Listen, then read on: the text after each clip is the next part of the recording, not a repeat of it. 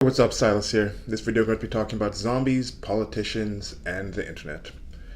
So there's one thing I noticed a while ago about zombie movies. I was like, nobody in zombie movies seems to have ever seen a zombie movie.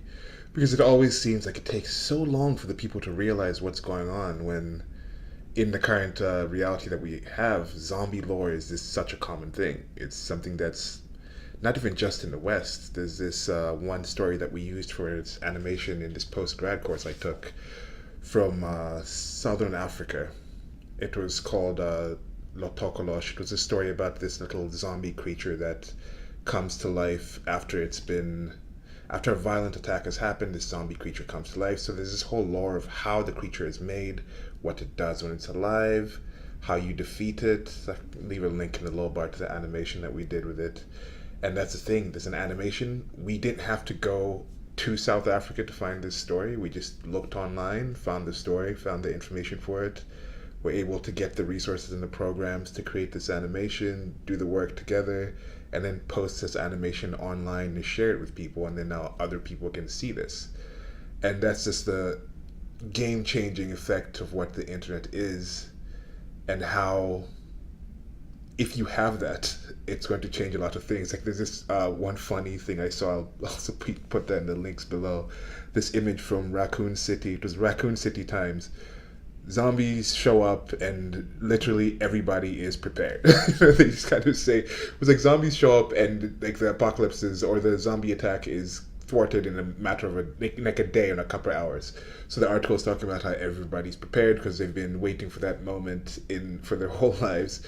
And Raccoon City is this city in the really famous and excellent Resident Evil zombie video game series. It's gone to movies and things like that as well. But it's just showing that if you have the access to information, people in Raccoon City had access to information about zombies. So the second they showed up, everybody knew what to do and was prepared. Now, when you throw the politics situation in there, another thing I've noticed about politicians is I see them say things and I'm just like, do you guys not understand that the internet exists?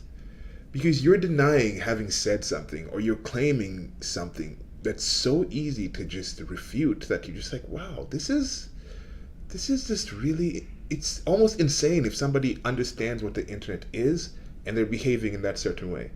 The similar way of how you see, if somebody truly understands what zombies are, if they have access to the information of zombies, why would they behave in these ways? Why would they not just go for the head, understand you got to double tap them, you have to make sure the protection's in a certain way.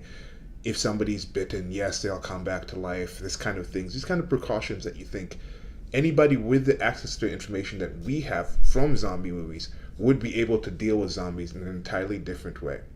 Now, that's a similar thing I see with politicians, where I find myself thinking, okay, how come they're saying that?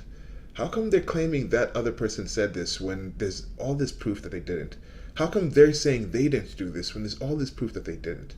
A good example is currently with Hillary Clinton, the person who lost the last presidential election in the United States. She's made certain claims about Donald Trump, or about why she lost, about things he said.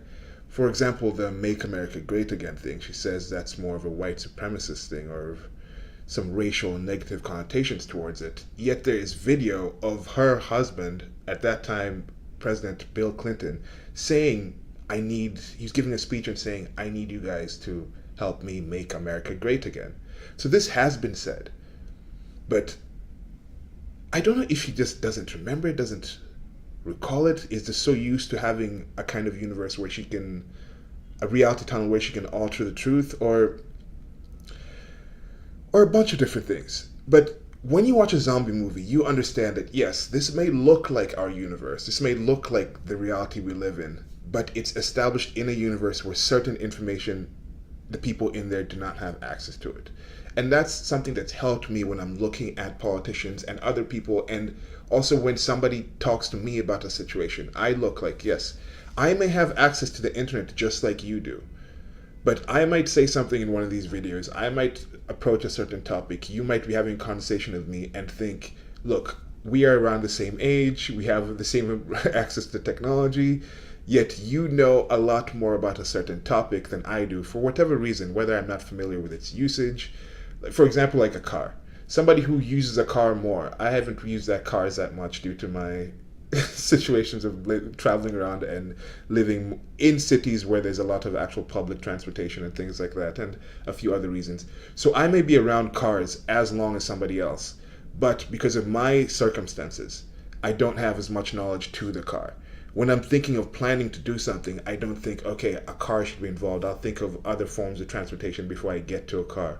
Whereas if somebody who's even lived less time than I have, somebody who's maybe in their teens, who's been with a car, who's been working with a car for even 5 or 6 years, would have more knowledge about how cars work than I would.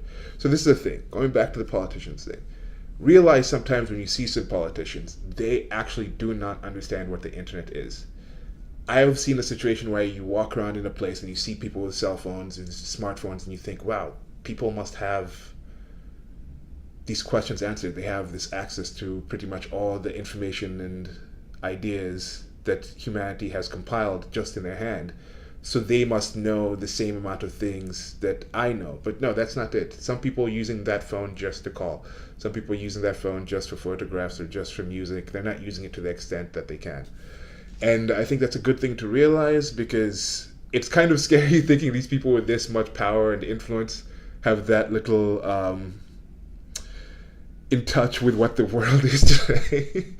But think about how just a little change, if you just have a few more people, maybe 10% of the people using the internet to maybe 10% of its ability, and these people actually have those levels of power and control in the hierarchy of things, how much more improvement that can have for the world in general. So just think about yourself. What are the things that you don't know that much about that somebody else might know more about? Or I think it's also not good to just assume that, yeah, this person doesn't, by someone having access to the same kind of resources that you have, don't assume that they have gained the same amount of benefit or can use that resource in the same manner that you would, or that you'd expect somebody with access to that resource to do.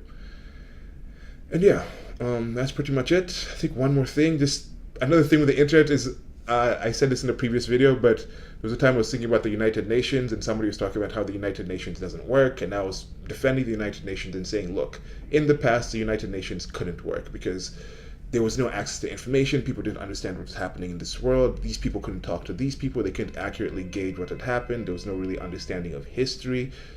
But now that we have the internet, now that we have this technology, we have that ability. You have the ability to say, like, okay, something is happening in Africa, in a country in Africa. We can actually get film from there. Somebody can be sent there, or can be live streaming. Then somebody in the United Nations might be able to get a better idea of what to do with it. And then as I was explaining this, I just realized that, wait, since that's already there, that kind of negates the purpose of the United Nations, since this can already be done in other ways. And you can kind of see that different private and more voluntary, kind of, I think, flexible and prepared solutions are coming. Not prepared, appropriate solutions are coming to certain problems that we had. The United Nations was an attempt.